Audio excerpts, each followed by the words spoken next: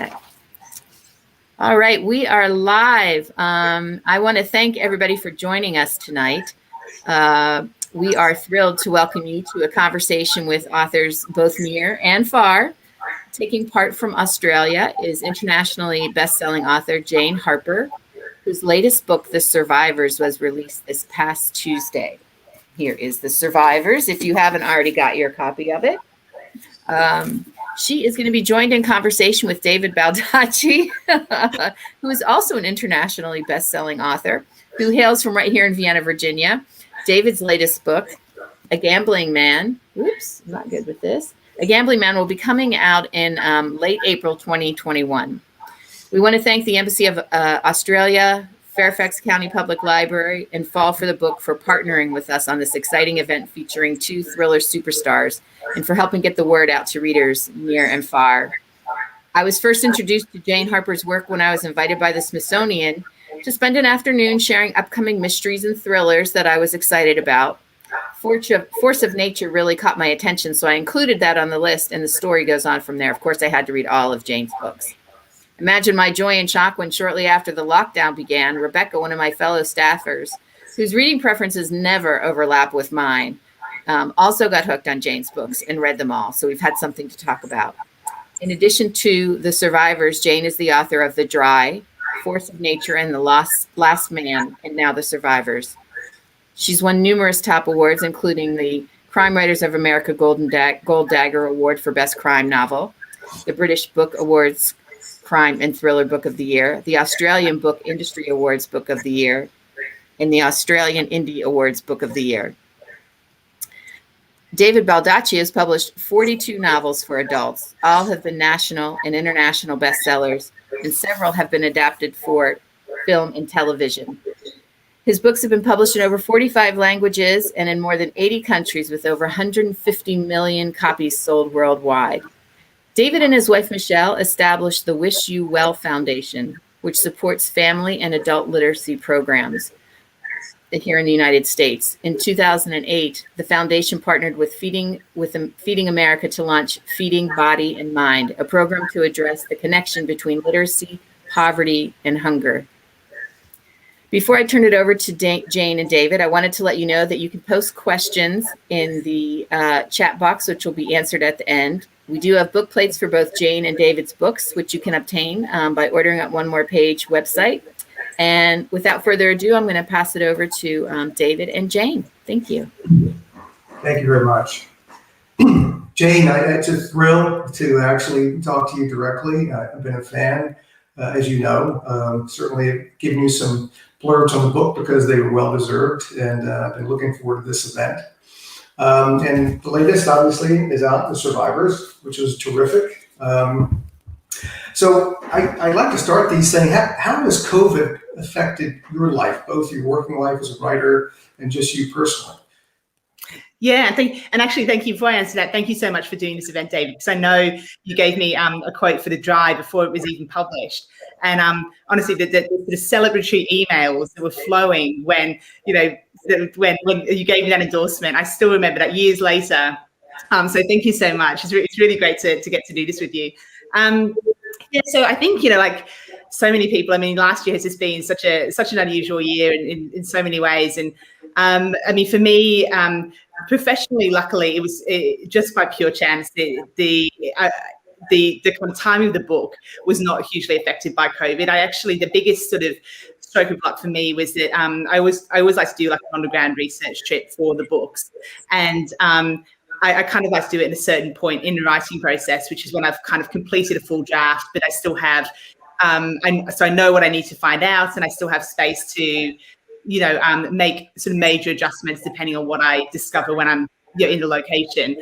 And I did it for The Survivors in Tasmania. I did it in February last year, and I remember going down there and speaking to people, and I was sort of kept on hearing from these, especially these kind of fishing communities, that how their catches and their income had been really impacted by the dampened Chinese New Year celebrations, in Asia. And I remember thinking, gosh, isn't that interesting how this event that's happening, so far away is kind of impacting these people's lives in this small community here in Tasmania.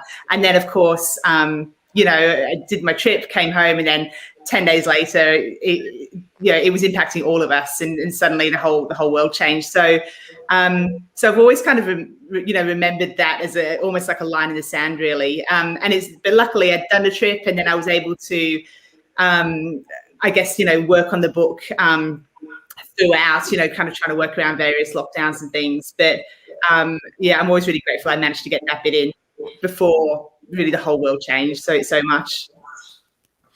I like to go to the places that I write about as well. As I tell people, I've never been inspired by anything I've read on Wikipedia, but going to the places and sort of soaking up the atmosphere, just seeing things. You never know when something's going to inspire someone you talk to or something you might see.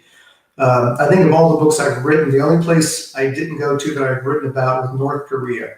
My wife and I had a conversation. She said, "You're not going. I said, forget it," which not that I would do anyway, but it is really important. So you want to tell us a little bit about the plot, the survivors, and then I'd like to hear sort of when you went to Tasmania, obviously where it's set, what inspired you there? Who did you meet? What did you see that sort of, helped you, finish the book in a way that you really wanted to? Yeah, sure. So The Survivors is it's another Australian mystery, which is what I write, and this time it's set in the sort of a small coastal town in Tasmania along kind of the rugged coastline, and it's got this kind of sort of small community feel. So there's a lot of sort of secrets to be uncovered, and kind of small town intrigue. And it's set around the main character, a guy called Kieran Elliott, who is a young father, and he is kind of battling with his own regrets about this actions he did in the past when he was a teenager. He returns to his hometown to help his aging parents, and he's sort of barely arrived when a body is discovered on the beach, sort of throwing the whole town into turmoil. So that was the sort of the plot that I was working with. And I think, when I'm writing the books, I think it's really important that the setting is kind of woven through the books rather than just being a backdrop. I like to ideally make it so that it kind of it sort of informs the characters and their behaviour and who they've become, as adults, and what their relationship is. Are they new to the place? Have they spent all their lives there? And also, I guess, just those little things that really make it ideally stand out for the reader. So that's really what I'm looking for when I go on the trip. Those kind of little anecdotes about life in that place that hopefully make it feel authentic to both people who've been to the region and also readers who haven't and maybe never will go there. Yeah, I think that, once you get on the ground there, your imagination kind of goes crazy. But I think people will be surprised. We write fiction, so people assume we make everything up. But there's a lot of fact in pretty much every book of fiction. We have to sort of ground things in reality. You're talking about a real place when you're writing the novel. And I was intrigued by the statues on the beach, so the survivors. So is that something you made up, or is that real? Yeah, so that was made up because I always like to kind of I always like to fictionalize the place heavily, because I think it's a bit unfair to especially when you're writing about a small community, to set it in a community that actually exists, where people will be, I think, pick each other out and know who's who. But so I always try and make it so it feels very real for that region, but at the same time is completely fictionalized. And and I think, in one of the things, I guess, that sort of always strikes me, and particularly those tourist towns, is that they often have kind of a focal point that is maybe, for, something they can put on the postcards, and something that sort of maybe gives it a little bit, it makes this stand out a little bit differently from the other towns. And this was this is what I kind of came up with for this particular town. And I also find having kind of a bit of a focal point like that helps you as an author ideally give the reader a bit of information about the characters, in terms of it's kind of a good way to I guess tell the reader something about the characters by, I guess, their reaction to things, and how well they know local history, and how well what their interpretation is. So it's sort of a bit of a way to sort of give people a bit of a sense of the differences between the various characters, I guess. I've just been finishing up Ross McDonald's crime noir novels. He was sort of heir apparent to Raymond Chandler. And he got to the point where he moved away from sort of the, finding the clues, hunting the clues, and having whodunits, which were really interesting and still in his novels. But he really started writing books about character studies. And I think, I find that in your novels as well. You really take a lot of time to delve deeply into the characters, but I think that it really inspires the mystery as well, because mysteries are all about people doing things they shouldn't be doing, and you have to have the motivation. And you find the motivation through sort of digging into who these people are. And you really do a good job at that. There are some writers out there who it's all about the plot. It's all about connecting the clues, uncovering them, and then at the end there's the big reveal. So maybe you could chat a little bit about how you sort of build those characters. What's your process for giving each of them sufficient page time so we get to sort of know them? Yeah, I mean, I think that's exactly the kind of thing, I guess, that interests me with the books. Like I do really love a book with a good mystery, and I love being kind of surprised at the end and trying to work out who did what. But I also, for me, the kind of, I guess, the crime or the mystery itself is often a bit of a catalyst for what happens next. And the thing that has always interested me most, I guess, is the ripple effect that an event can have on people for years. And that sort of goes back to when I was a print journalist for 13 years before I wrote my first book.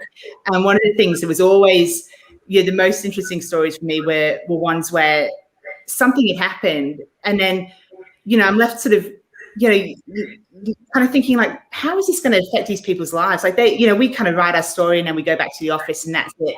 But I mean, 5 years time, their life will still look completely different because of this event, good or bad. And what is it that drove this moment, like brought them to this point in their lives where this happens, either accidentally or decisions that were made, and that's always been the most, I guess, interesting thing for me. And I think when I'm thinking about the characters, when I plot the books, I always start with the end. Like I'm kind of thinking about that moment, that kind of conclusion. And then I'm thinking about what has brought these characters to that point. Is it something spontaneous, or is it, like a long-held grudge, or, is it an accident, or what sort of happened? And it's really, so I spent a long time kind of thinking about the characters and why people do things they do, because I think most people tend to try and make the right decisions. And so the interesting part for me is, what's happened to make people make, I guess, like the wrong decisions, and what's really the cause behind that. No, I think that's absolutely right. John Irving used to say that he always wrote the last sentence first and the first sentence last in his novels, which is an intriguing way to do it. I've done a lot of events. A really good friend of mine is John Grisham, and so I'll ask you this question. John plots everything out, before he writes everything. So he knows everything that's going to be in the book, really, before he sits down to write it. Whereas I'm more of a seat of the pants kind of person. I jump into the trenches and I see where the story goes and where it might lead. And I might outline here and there, but it's more of sort of, it grows organically. So, which are you? Are you Coke or you Pepsi? I know, and everything's one or the other, aren't they? There's rarely sort of an in between. So I'm very much a planner, and I think that's one of the most interesting things when people you hear about people's processes, that it just goes to show there's no one way of doing it, and I think whatever kind of helps you get the words on the page is the right way to do it. And for me, the planning is such it's such an important part of that. I'm not sure how I would do it without a plan. So I have, before I'll even sort of commit to an idea, I will kind of know to start with the middle and certainly to start and the end. And then, I'll start to flesh out bits in the middle, and I'll start with like a skeleton plan. And then I'll flesh that out with a bit more detail about the characters and the setting and how I'm going to get from start to middle to end. And by the time, before I start writing it, by the time I'm kind of at the point where I'm ready to write it, I will have essentially a chapter by chapter guide, even to the point of how the chapter will start and how it will end and how it will segue into the next chapter. So that when I actually sit down to write it, I kind of open up my plan. It's like, okay, here's chapter 1. And, this is what's going to happen. And I need kind of 2,000 words on this scene. And I just find it easier for me for a few reasons. I find I personally find it allows me to be a bit more, I think, creative with taking a few risks. So I can try things in a plan that I would never commit to writing 20,000 words on. And I can see if it works. And then if it doesn't, I just delete that sentence, and then also I find that when I come to write it, then I can focus a bit more on like the actual execution of the writing, like trying to make it interesting for the reader rather than having to think about, okay, what's actually going to happen. And I think again, it goes back to my journalism days where, as a journalist, you're quite badly paid, particularly in print, and you get this ingrained feeling of like I don't write any words for free. There's no they get a single word out of me they haven't paid for, and so I think I'm really used to kind of, writing like writing the kind of minimum I have to in the time I've got for it. Right. But and writers can change their processes over the years too. I'm working on a book now. It's a continuation of the series, the 40s. Now this is the early 50s, and I find myself sort of planning out a little bit more. We're at motivations and cause and effect, and just seeing how it goes. And there's no set way to do it. And I think when you've been in this for a long time, it's not so bad to get out of your comfort zone and sort of. And has your process evolved then over the course of 40 books? Have you do it differently? Yeah. Different books all the time, or? Yeah, I think I try to approach it. What I try to do is keep myself fresh. So the way I keep myself fresh is I force myself to write things I haven't written before. For audiences I've never written before. With like some of the young adult stuff that I've been doing, fantasy that I've written. Otherwise, you just sort of stagnate. I think you keep yourself fresh. William Goldman was a very famous screenwriter. He wrote the screenplay for Absolute Power. And I spent a lot of time with him while we were doing that movie.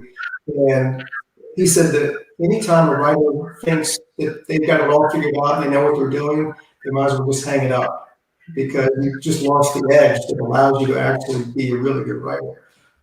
So I think mixing things up and doing things differently and getting out of your comfort zone is good advice for a long career. I was fascinated. My sister was a journalist for a long time, and then she attempted a novel, and we talked about it. She wrote the novel, it was published, and I asked her. I said, "So, what was the transition hard? What was the most difficult thing from going from being a journalist to being a fiction writer?" And she said, by far the hardest thing was that as a journalist, you're sort of trained to get everything out, get all the facts out so people know who, what, when, where, how, as quickly as possible. And in a novel, that's the last thing you want to do, particularly in mystery novels. We both know it's putting the tap on a little bit, you turn it off, turn it on, turn it off. So how did you find that transition? Yeah, I mean, I think I found it more beneficial. There were definitely more positives than negatives for me in terms of having that background as a reporter. And I think it's interesting because it is like such a different type of writing. But I think one of the most useful things, for example, I found was when I was doing my training, they really drummed into us this kind of mantra that people will get bored and people will. They will assume they will not read to the end of your article. They'll look away. They'll read the first bits, and then they'll kind of get distracted. They'll turn the page, or they'll click on something else. And so I've always sort of really remembered that, when I'm writing fiction, that you're kind of your sort of job is to try and draw people in really early and then keep them engaged as long as possible, to just keep them kind of turning that one more page. So that was a really sort of useful thing I was able to kind of use in both jobs. And I think also that the practical things like writing to deadline and expressing yourself as clearly as possible on a page. But I think, one of the most important sort of soft skills that I learned was that just all those years of going out and speaking to people about, honestly, often stories that just did not interest me. Like they didn't affect me. They would never happen to me. And they didn't on the surface seem that interesting. And then you talk to people and you realize why this is important and why it's like affected them or other people. And then trying to, I guess, take that experience and tell it in a way where other people who maybe initially wouldn't be interested are interested. So that was like a really valuable tool that I've, I sort of drawn on quite a lot for the fiction as well. I think, she told, my sister told me some of those things as well, but so that leads me to another question. I was a lawyer for 10 years, but I was writing fiction since I was a little kid. I started out writing short stories and tried to sell them to magazines. And back then, the short story market was not a big one anyway, and nobody wanted to publish anything that I had written, obviously. They wanted the John Updikes and Joyce Carol Oates and Toni Morrison's, for short stories. But it was really good training ground, because even with short stories, they have everything. Long form fiction has dialogue and character development and plot and narrative and all that. So you have to create all of those things. So, but I'd always wanted to write fiction, and I couldn't make a living doing it. I went to law school. I was a trial lawyer, a litigator for 10 years. But as a lawyer, the only thing I had in my quiver were words. That was the only thing. I wrote them down, or I would stand up in court and speak them orally to people, but I was just telling a story. And so the transition for me from being a lawyer to a writer, even though I've been writing a long time, and I've talked to other lawyers who've done this, John Grisham, Scott Turow, and some others, it wasn't as difficult just because we'd been making stuff up already, even when we were lawyers. You think every word that comes out of our mouth, is absolutely true, but there's a lot of leeway in between the facts, because when I was doing a trial, the other side of the same set of facts that I did was a trial record. We couldn't deviate from the facts, but we had to argue diametrically opposed, positions. And you did that by just sort of emphasizing certain facts, de-emphasizing other facts, and telling a story a certain way that you hope that a judge or a jury would believe. So, what had you always wanted to write fiction, or was there something that happened during your career as a journalist that sort of pushed you in that direction? Yeah, I'd always wanted to write fiction because I was always like a big reader when I was a child, and I'd always sort of thought one day I'd love to write a book. But it didn't really occur to me. It still surprised me that I never thought I could make a living as an author. You just hear, you hear stories about the kind of the slim percentage that can get published, and then of those who make enough to kind of make it their day job and all kinds of things. So it never sort of was something I thought was a realistic goal, to be honest. So I went to university, and then I went into journalism because I really wanted to write, and that seemed like a good way to do that, professionally, and be able to earn money from it. So. And I really enjoyed it. Like I loved it when I was doing it. I really enjoyed, getting to speak to like a lot of interesting people. And like I said, I got to write every day, and and I got to sort of learn about things I never would have come into contact with. But I always wanted to write a book, and I made that mistake that I think a lot of people make, is that thinking that one day I was going to have this block of time would open up, and this great idea would strike, and suddenly this book would kind of just appear. And I waited for years and years for that to happen. And then surprisingly, it never did.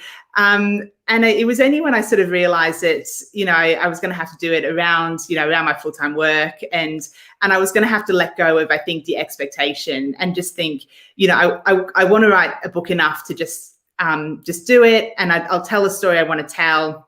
And I won't worry about the things that may or may not happen after that. I'll just focus on what's in my control, which is kind of writing the best book I can, learning what I can from it. And if it doesn't get published, it doesn't get published, but at least I did it. And so that was the kind of, the mental change for me. And that really helps, I think, because I was able to approach it with, I think, a sense of freedom without this pressure of, will it be worth it if I put all this time and effort in and nothing ever happens? Because I decided it was worth it just to achieve that. Well, we're lucky you did. We're all better off for that. And I think, I think when people come up to me, I've had so many people come up to me over the years. I have a book I want to write. I just need to find the time. And I'm always very encouraging. I tell people everybody has stories, and you should find, an opportunity to write it down. And even if it's not published, it's something that you've done, and you can see that, this is something you accomplished and feel really good about it. And you may turn into, a writer and have a career, so go for it. But I know that as they walk away, I just know that, 99% of them are never going to do that. They're never going to take the time. And I always thought that writing is sort of like the purest form of Darwinism, because those who actually make it were sort of meant to make it, because they're the ones that had a little extra fire in the belly and a little more determination that I can't not do it, so I have to do it. I'm going to find the time, because if you really want to do something, whether it's writing or anything else, if you really want to do it, you'll find the time to do it, whether it's a hobby or a sport or something like that. And I always felt that the writers who were meant to be writers, whether they're published or not, but they keep doing it because they can't not do it. They just want to sit down and play with words and tell stories. And they're able to run through that gauntlet that sort of stops a lot of other people. It's a very easy profession to get stopped. You write something, you send it out, people say this is crap, and you're like, I'm done, I'm out of here. I'll go do something else with my life because I don't have to listen to this. But that's so were you working full time when you, like, if you went back with your very first book, were you just doing it in your kind of when you clocked off work, or? Yeah, I had been writing short stories for like 9 or 10 years, and I'd been writing screenplays for about 4 years. I wrote the screenplay in the early 90s called Reverse Order. It was kind of like Die Hard in the White House before they made any of the movies, People Attacking the White House. It was like 15 years before they made Mount Olympus and all that stuff. And I was a trial lawyer. I had an agent in LA. Nobody I worked with knew I was writing. And the script went out, and I kept getting phone calls. I was working on this case. I'm taking these secret phone calls, and Warner Brothers is interested, and Paramount is interested, and this is going to be the hottest script of the year, blah, blah, blah.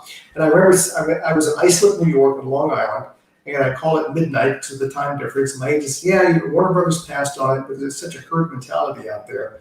All the other studios assumed something was wrong with it, so they all passed too. I'm sorry, it just didn't happen.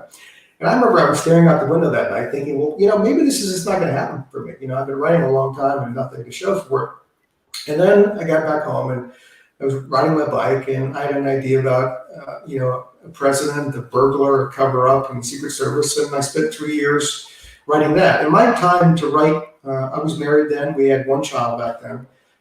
Was like 10 at night till 2 in the morning, which sounds really draconian, but again, I love that time because that was where I got to write what I wanted to write, not what a client was paying me to write. So I ran down the steps to my little cubby and to tell my stories. And 3 years later, the book was done and went out. But I could have just said screw it and just gone on being a lawyer. I made a good living. It wasn't what I really wanted to do with my life. But it's those sometimes those little decisions that happen in monumental times in your life. You could go this way or that way. If I'd gone this way, I wouldn't be talking to you today.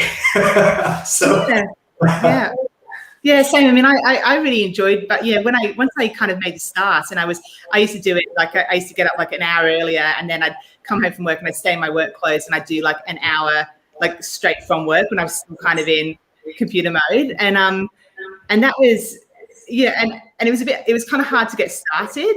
But once I got into the rhythm of it and I kind of saw the project kind of progressing, it became like my kind of favorite time of day. And I was really looking forward to working on it. And it sort of, I think it was just about making that kind of mental commitment to do it. And I was going to have a go, and, I was going to kind of dedicate that time to it. Yeah, it's as it starts to build, it gathers momentum, and you really feel like you're accomplishing something, and you're like the reader. You want to get to the end of the story. You want to see how it all turns out, and whether what you thought was going to happen actually did happen. But every time I sit down to write the first page of a new book, I still have that same thrill of, one is exhilaration because I'm starting a brand new story. This is going to be really cool. I'm going to have a lot of fun. And two, I'm scared to death because I have no idea what I'm doing, and I don't know if I can bring the magic again. And at the end of 400 pages, no one will want to read it, including my wife. So you don't know at that point, but that's sort of the dice you have to roll. So I was, and then we both made good choices about our careers. So I think that, yeah. So you had a movie made for The Dry. So tell us how that was. Yeah. So that was really, really exciting. And so The Dry has come out. It's come out in Australian cinemas on New Year's Day. So it's been out for like a month out here. It's going really well. I didn't write it. I didn't work on a screenplay. The screenplay was written by a guy called Robert Connolly, who's an acclaimed director. So he wrote the screenplay and directed it. It stars Eric Bana, who's a really sort of beloved Australian actor. out here. I know he's sort of well known over there as well. So he plays the lead character of Aaron Falk, and then the producer is Bruna Papandreou, who was Australian by birth, but is sort of this big shot in LA, and she was behind the Big Little Lies TV adaptation, which obviously did, incredible sort of things over there, well, everywhere really. So so I knew, so I had this sort of really great kind of team behind it, which was really good. So I had a lot of confidence in them, and they were really great about keeping in touch. Like Robert Connolly just lives quite near me, so we met up a bunch of times, and I got to go up and see it being filmed. So I got to be an extra in it, which was really fun. So if you look out when you guys hopefully get to see it, I'm in the second row of the funeral playing a grieving townsperson. So watch out for that quality extras acting there. And so I had a really good feeling about it, in terms of the direction it was going. But then when I saw it for the first time, my expectations were actually already like high, but it was quite nervous seeing it. But I loved it. They've really done like such a superb job. It's such a I think what they've done so well is everybody involved has really understood, I think, the kind of the core important things about the book, like the characters and the relationship and the setting, and the characters' relationships with the setting, and they've really captured all those important key points and then translated it in like the best possible way in a kind of visual medium. So it feels to me exactly like the book, but with a real kind of fresh sort of in a fresh sort of visual way. Rather than being kind of a slavish, chapter by chapter kind of reenactment. So it's gone really well. It's a #1 film in the box office here in Australia, which I know maybe sounds like that's kind of would be expected being an Australian film, but actually that's quite rare because we like to watch US films the same as the rest of the world. So that's done really well. And I know the producers are in talks with international distributors, hopefully to get a good platform to hopefully come out in the States as well, because I hope you guys get to see it. I mean, it's really I really love it. I think I couldn't sort of be happy with the adaptation.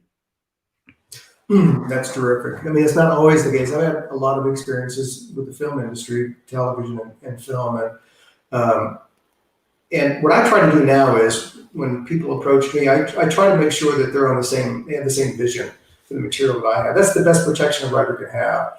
Because at the end of the day, no matter what the contract says, you're not going to have a whole lot of input into what they do, nor should you. The best advice I can give to any writer out there who's going to sell their stuff to Hollywood or any place else is this: you never want to have so much control over a film such that if it fails, they can blame you.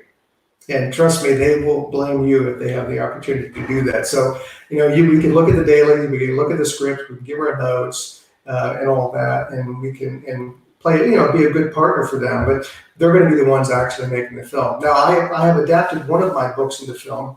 I wrote the screenplay for it, and it was a great experience, very nerve-wracking. You think you write the script, you hand it off, and it's done. No, I mean, you're rewriting the script all the way through shooting.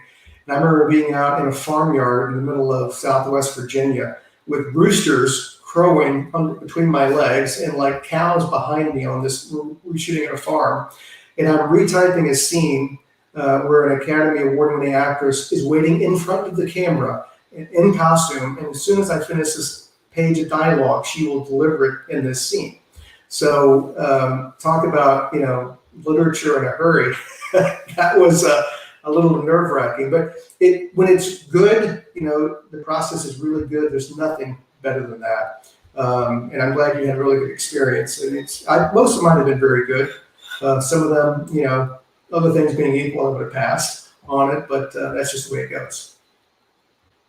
See, and it's such a, I think, from the sort of limited experience I've had with just this one film, I think it's become really obvious that screenwriting is such a different skill from novel writing, and it was quite interesting to me how because the director Robert Connolly, he always just said to me, you get to kind of write a film 3 times. You get in the scripts, and then in the filming, and then in the editing. And I never really understood quite what he meant by that. but then having seen it through the whole process, I see sort of what he means in terms of, the script is actually very fluid. And like you said, I mean, I have to say that sounds like a complete nightmare having to do that with a kind of gun to your head with the action standing right there. But you sort of see the script and it sort of, I think I sort of felt that was kind of in concrete, and it was interesting going up there and seeing them acting out, seeing how fluid the lines were. And then even when I was there, I saw whole scenes being shot that never made it into the film, and at the time I didn't think there was anything wrong with those scenes, but then having seen the finished thing, I think, they were right to cut them. Like the pacing is better without them. And but it is much more of a, I guess, like a jigsaw puzzle being put together. Whereas with a novel, it feels a bit more fluid. And I guess, you get, like you said, you kind of, there's a lot of people, there's a lot of cooks, in the kitchen with a film. Whereas in the novel, at least it's just, you and your computer and hopefully your trusted editors, Yeah, that's absolutely right. There are a lot of cooks in the kitchen in a film. And one of the best lessons I learned is actually I sort of took this into my novel writing as well. Not directly because I couldn't, but I remember, talking with the director in a particular scene, and she said, "Look, you have an actor here who is terrific. You don't need to give her 3 lines of dialogue. All you need to do is let her act. All you need to do is she can do everything in those 3 lines of dialogue with just a look on her face. It'll be much more powerful. Don't dilute that effect by feeding her too much stuff to do or to say." And I've sort of taken that to heart in my novels as well, allowing the characters aren't strictly actors in the book, obviously, but in some sense they are. If you build the characters right, just a look sometimes can do what you want. They can do the heavy lifting, as opposed to a bunch of dialogue, stuffed into her mouth for no reason other than just to write it. So that was a lesson that I absolutely learned. And but yeah, you're right. The filmmaking process. I remember we had a 29-day shoot, which is fairly typical for the sort of film that we were doing. The post-edit took 6 months. It took 6 months to cut the film. And these days, obviously, it's all digital. You can slice slivers of a scene. You don't have to cut and paste film anymore. But I learned a lot from that as well, the choices that people make, trying to tell the story. And I remember while we were filming, everybody was saying, we just have, at the end, we have to make sure that we have the movie. All the scenes are in there that we need to make it from this movie from the start to the finish. Hurricane Sandy hit us right, like on day 20. So our crew was on top of a mountain, and it was warm and sunny, one day, and the next day there was like 3 feet of snow on top of the mountain, and there was no snow at the bottom of the mountain. And we lost a day and a half of shooting, but we could not get back to the locations we couldn't get back. So I had to go and rewrite portions of the script to fill in that hole. So while it was fun to do that, I think I much prefer writing novels. So I'm the master and commander in chief, and I can do what I want to do.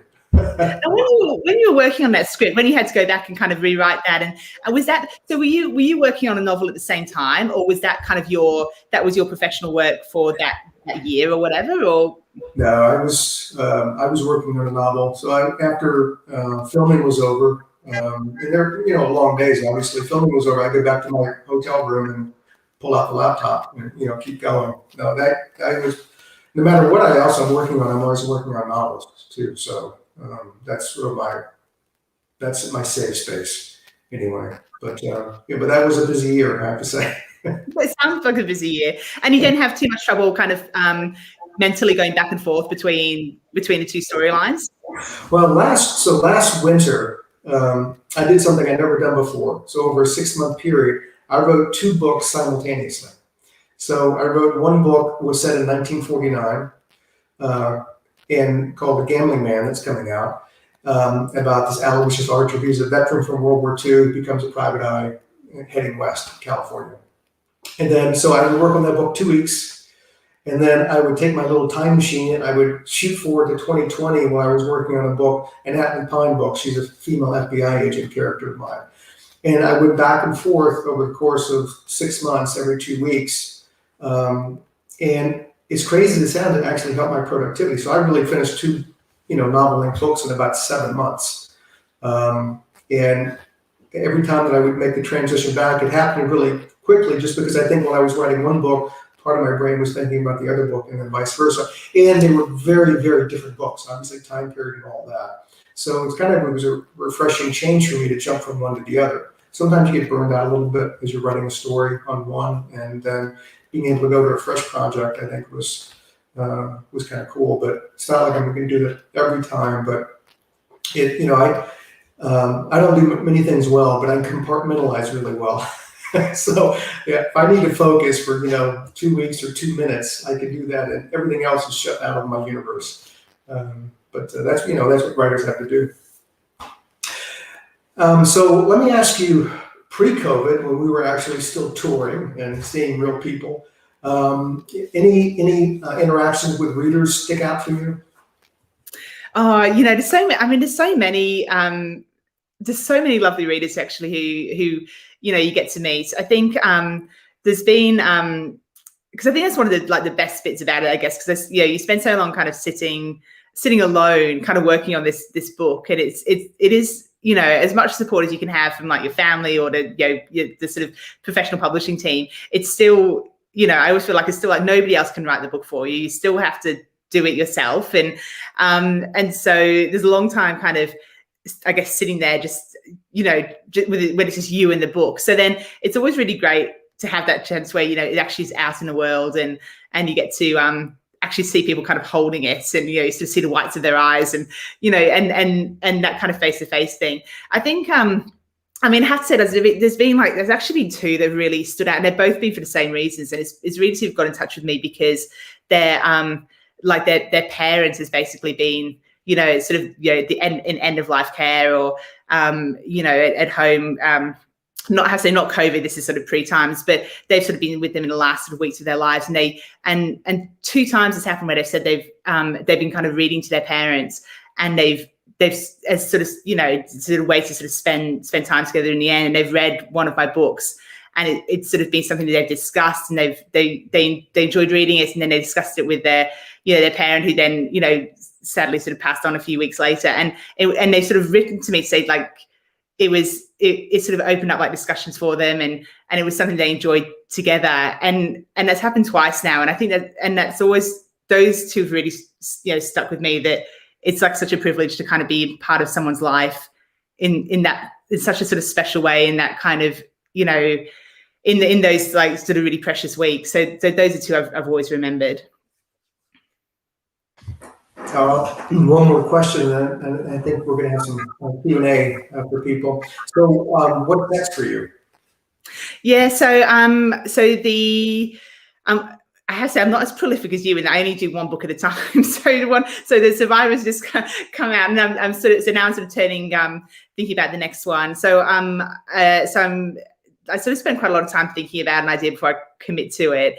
So that's what I'm doing now for book 5. But I've got sort of an idea that's really kind of shaping up in the way that kind of seems to be ticking a lot of boxes in what I'm looking for. So yeah, it's sort of another Australian mystery. I think sort of very similar kind of tone and feel to the others, and I'm just kind of working out settings and things at the moment. Which like I kind of hate that this is a factor, but I'm sort of weighing up. I'm just sort of conscious of like travel restrictions and things. Like I don't want to get caught on the wrong side of a state border and not be able to come home, for example. And so I'm trying to work out, I don't want that to be a factor in the book. So, I don't want that to dictate what I end up writing about. So I'm just sort of, working out timelines and things at the moment. But yeah, so that's where I am with the next one anyway. That's great. So I think we're going to open up the questions now for everybody who's out there. We got a couple on here. So. Oh, I didn't know if you needed me to go through those, or if you wanted to. Yeah, why don't you go ahead? All right. The first one is from Liz, who says that she heard about your book from her sister, Brona, in Perth, and her friend married. And they say hi, and she read The Dry, and The Lost Man is now on chapter 16 of The Survivors. Amy is reading The Survivors also, and she's amazed at how quickly and effectively you set the stage for the place and characters. And it seems like that would be one of the hardest things to do. So how do you do that? How do you quickly, get everybody in place and not, and keep the story going? Yeah, I mean, I think that is one of the hardest things, and it is a bit of a balancing act, I guess, between. I think the start of the book is actually the hardest bit to write, and often I sort of would maybe tell people if they're kind of aspiring novelists not to be too disheartened if it feels like the start isn't coming together that easily, because often I will kind of just sort of power through the starts in my draft, and I'll kind of work on the rest of it, and then I'll go back and I'll kind of rework the start when I feel a bit more comfortable with the characters and the story, because I think it's about trying to find that balance between giving people like an opening that engages them, but then making sure they know where they are and giving them enough sort of interest in the characters that they're interested in these people, but without slowing down the plot. And it's a really fine line, and I think it varies from book to book. I don't know if David has a hint that we can all learn from in terms of how to approach that. But for me, it's a lot of trial and error, and I'll just try different things until I feel like I've kind of got that right balance. Yeah, I think there's a lot of that. You just some scenes work really well, and you don't have to really do a lot of fine tuning to them. Some scenes don't work, and you have to jettison them. I've found that. I think we probably both do a lot of research for the novels, and I did a master class, and I did one of the subjects I talked about was research. I said, look, you have to be brutal with yourself on the research. You've done a lot of work. You collected all these notes. You interviewed all these people. You read all these books. It's really impressive, and you have to lay 99% of it out of the novel, because if you haven't written a novel, you've written a textbook, and everyone's going to be bored to tears. Then they're not going to. And then I call them flip books, because some writers, they don't want to take the time to integrate it. They just take all the research and they stick it in one spot. And I call them flip books, because readers are reading and they hit this stuff and they're like flip, flip, flip, flip, flip, flip, flip, flip, flip until they get back to the story. And you never want that to happen. So you have to be, I think, as a writer, you have to be really brutal if it's not working. If it doesn't, push the story forward, it doesn't develop a character, it doesn't provide information the reader needs to know to enjoy the story, then it shouldn't be in there. And you just have to be really brutal with yourself about that. Jolene would like to know if there is an Aussie version of your book, because she is an Aussie living in the United States, and she would just love to, I guess, hear some of her slang from home. So are there different versions of the books printed? The versions are basically identical. I'm really lucky in that my US publishers, Flatiron, are not.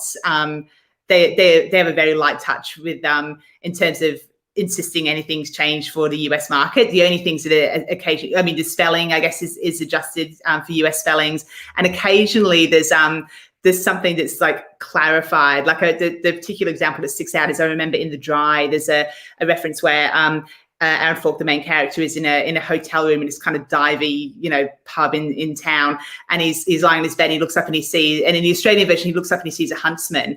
And in the US version, we had to kind of clarify that it was a huntsman spider, because otherwise it sort of it wasn't quite the natural connection that people tended to make. So it's more little things like that. But if you're reading the US version, literally the only change is that it's got the US spellings in it. That's the only thing that's different between that and the Australian version. I think I would have wondered about the huntsman too if they hadn't clarified that. Liz has a question that a lot of readers like to ask their authors, which is, who is your favorite author?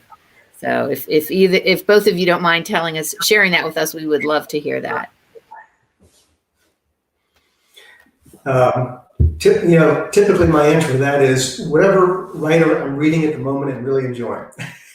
So my answer right now would be Ross McDonald, because I just finished like 7 of his novels over the last probably month and a half. And I just think his, I wouldn't categorize him as any type of writer, mystery, crime, or war. He's just a terrific writer. Obviously he passed away a long time ago. And his wife, Margaret Millar, was a really talented, very well-known mystery writer as well. And actually, she's best known for winning Best Mystery Novel of the Year back in, I think, 1956 for her novel. And it was quite something because the person she beat was Patricia Highsmith for The Talented Mr. Ripley. So that was a hell of a book. So I have a lot of favorites. You know, when I was in college, I wanted to be John Irving. I wanted to grow up and write books like John Irving, these big, sweeping, you know, multi-generational yarns. They're just brilliant stuff. I remember I met him one time at the East Coast Oscars, Tavern on the Green. We were both wrestlers in high school and college. I mean, I idolized him. And my wife was there with me, and he was there. He'd gotten the award for Cider House Rules for writing the screenplay for Cider House Rules. And he was over there talking to someone. My wife went over and talked to him. I was like, oh my God, my wife's talking to John Irving. It's so cool. And she comes over and she goes, let's go over and meet John. And I said, no, I can't. You know, I'm just too nervous. And she drags me over. She grabs him. She pulls us together. She goes, John, David, John.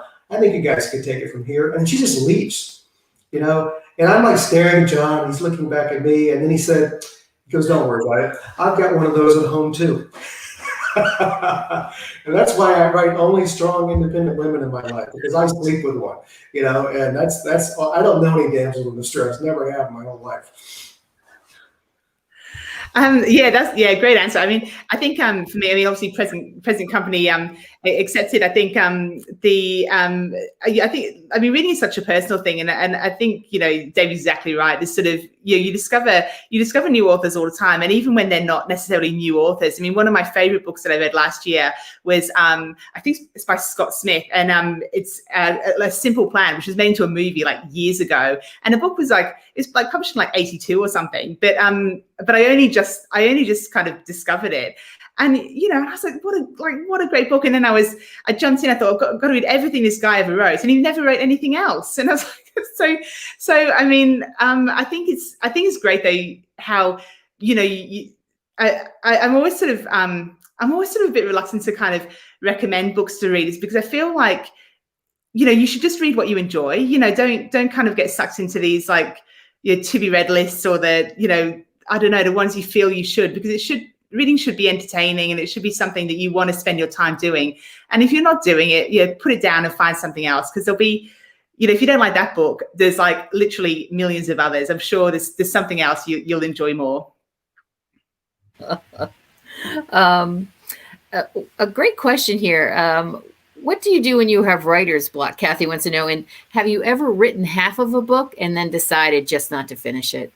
I always imagine that, you know, there must be parts of books sitting around every writer's house, but I could be totally wrong about that. You know, you can call it writer's block. It's just part of the writing process. It's not like your mind is being blocked by something. You just have to think things through. And I have to say, I get to that point a lot where I'm just thinking, where do I want to go now? What do I want to do? Is this the right path? Is that the right path? I'll either do one. I'll either go take my dogs for a long walk and just let my mind wander, or I'll take a shower. I have solved more plot issues in the shower than anybody would ever believe. And the added attribute to that is that I am wonderfully clean all the time. You know, it's like, you know, 6 showers a day. It's just amazing stuff for me. But I think you do something that takes you out of what you think you should be doing. And as a writer, all of a sudden your mind just starts to wander. And a wandering mind is a great thing, because it leads to places you never would have gotten to if you had planned to try to think, I'm going to sit down now and think of how I can get through this writer's block. You will never get through it that way. Go off and do something else. And trust me, your mind is like cranking. Yeah, I agree. The number of times I've kind of sat there at a computer and like not been able to solve something, and I've kind of thought, okay, that's it for the day. I'm done. And I'll lock up and I'll start walking home, and the idea will come to me within 10 paces of the office door, and I'll still be typing out on my phone, trying to, you know, get it down before I forget. And I think you're right. Like it's that kind of it's such an interesting thing, the way your mind kind of makes connections, you know, when you're maybe thinking about something else. And the other thing I sort of find that I've kind of learned to do over like the last couple of books is just really listen to kind of be aware of those red flags, where if something really feels like I'm really trying to push it uphill and it's not working, and I'm having to maybe rewrite the same thing multiple times, is that actually the scene that needs to happen? Like, why is it such a challenge? And sometimes I'll actually just cut that. Even if I'm not sure what I'm going to replace it with, I'll just cut that scene and I'll move on. I'll skip it. I'll move on to the next one, and thinking I can always go back if I really need it. I can always go back and add it back in. But then sometimes you find, you never do, or you have a different idea. And I think that's something I've learned to kind of listen to earlier, rather than, really try and spend a long, long time trying to fix something that maybe can't be fixed. So do either of you have manuscripts under your bed anywhere that you've just kind of put aside, or no? Just asking for a friend. I don't, but I've only written 4 books, so it's sort of every idea I have becomes a book so far. So I'm not sure. David's had more ideas than I have. So.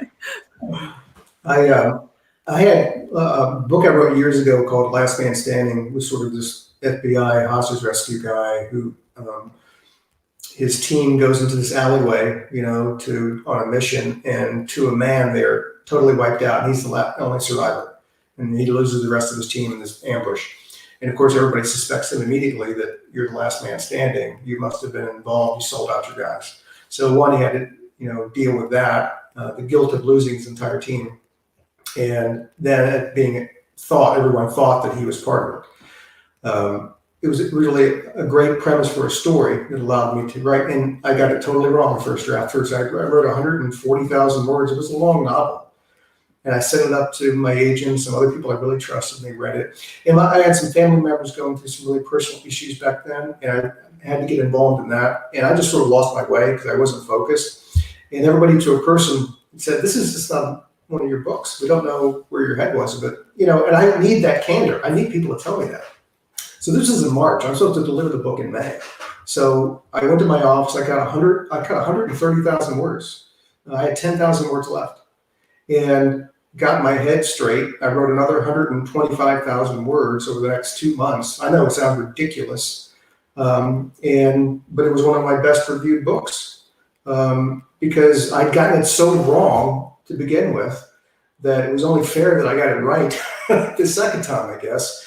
But that just shows that writing, it's a job, it's a profession, it's a discipline, but there is something to be said for being in a proper frame of mind while you're actually creating something. Because a book is one of those rare things. Most of the jobs don't involve this. And the thing is that you are creating something that did not exist previously. You have put together a world filled with characters who did not exist until you thought of them. So being in the proper frame of mind in order to be able to do that well, something that people have to think about, and they have to get to that place because it's very demanding. At the end of the day, Jane and I, we want lots of people around the world to enjoy our books. That's a heavy lift. You just can't walk in the door and just sit down and do it. There's a lot of work that's involved. Writing it's an apprenticeship for life. Nobody ever masters this craft. We're all learning every time we sit down to write something else. So, but being in the proper frame of mind is pretty important. We have time for one last question, and Jane, this one's for you. Since you have said that the end of your stories, that's the first thing you know. Have you ever run into the occasion in your books where the end changed? No, so I've never changed. I've never changed an ending. I've changed the start quite a few times. I think because I sort of, when I'm thinking of it, I guess I don't work backwards when I'm writing. Like I write sort of from start to finish, but the book is sort of built, I guess, around the ending. So it's more the ending. The endings always kind of stay the same, but it's more at what point I would bring the reader in. That changes, and that can change quite significantly. I guess, again, the more, like David was saying, a lot of it's kind of trial and error and kind of working out, how you're going to kind of structure it and things. And it's sometimes I'll just have a better idea and I'll just have to kind of grit my teeth and hit that delete button and, tens of thousands of words go, but I always feel if I hadn't written those tens of thousands of words, I wouldn't get to write the better, hopefully, tens of thousands of words. So they weren't wasted. They were just part of the process, I guess. Sorry, but I'm sure it's still painful. But, you both just said similar things where, a lot of times that builds the foundation for stuff, but the rest of us don't see all the pain that goes into that. So I know we have many more questions we could ask you tonight, but we do have to let you go. I wanted to thank you both so much for joining. Jane, we were so thrilled to get the invitation to host you at our store, and then to have, David be in conversation with you was just such a, just such a thrill for us. And we also wanted to thank once again, the Embassy of Australia, Fairfax County Public Library, and Fall for the Book for joining us in partnership with this. Again, we have book plates for these wonderful authors if you order their books from our website. But if not, just get the books from any independent bookstore that you can find and read them. You're going to love them. You probably will not buy all of David's books all at once because you would need a car to take them all. But just go in and let yourself be surprised. And if you haven't read them yet, you're missing out. So please go do that. And again, David and Jane, thank you so much for joining us tonight. And everyone else, have a wonderful weekend and evening. And thank you for joining us tonight. And thank you both so much to everybody, for David and to One More Page. This has been so much fun. So thank you. Yeah, our pleasure. Enjoy it very much. Thank you.